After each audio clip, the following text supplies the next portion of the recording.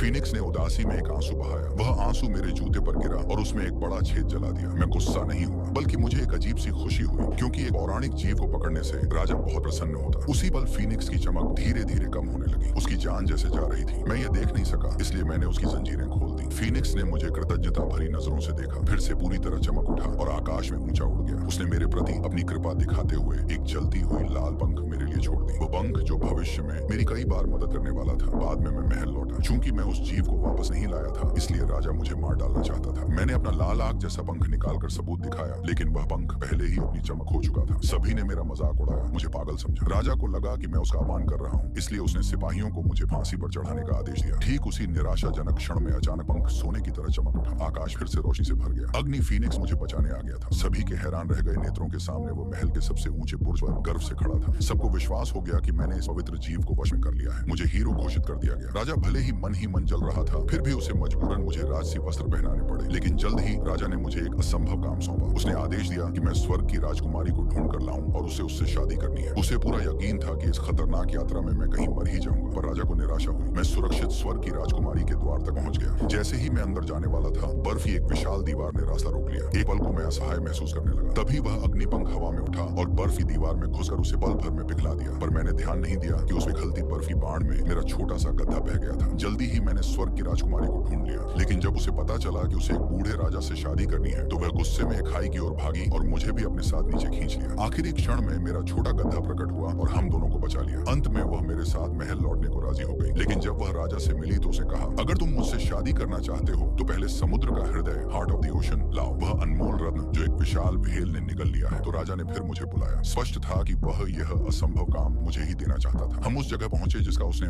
जिक्र किया था, लेकिन राजकुमारी वाली व्हेल कहीं नहीं दिखी। और उससे भी बुरा, हमारी ओर एक भयानक सुनामी दौड़ी चली आ रही थी। मेरा छोटा गड्ढा मुझे खींच कर ले गया और हम किसी तरह उस विशाल लहर से बच निकले। फिर हमें समझ आया कि हमारे सामने जो द्वीप दिख रहा है, वही असल में वह व्हेल है। वह मनुष्यों द्वारा वहां फंसाई और जंजीरों से बांध दी गई थी। मुझे देखकर उसने निराशा के आंसू बहाए। मैं उसकी मदद करना चाहता था, लेकिन वे विशाल जंजीरें बहुत मजबूत थी। तभी अचानक मुझे छींक आई और एक विचार कौंध गया। मैं अपने छोटे गधे पर सवार होकर सीधे व्हेल की नाक के छिद्रों में घुस गया। अंदर का नजारा अविश्वसनीय था। मैंने गधे से व्हेल की नाक के अंदर खुजली करवाई। व्हेल को गुदगुदी हुई और उसने इतनी जोर की छींक मारी कि सारी जंजीरें टूट गईं। उसके मुंह से दर्जनों मछली पकड़ने वाली नावें बाहर निकल आईं। यही कारण था कि मनुष्यों ने उसे कैद किया था। लेकिन तभी मुझे याद आया कि मैं एक बहुत जरूरी चीज अपने साथ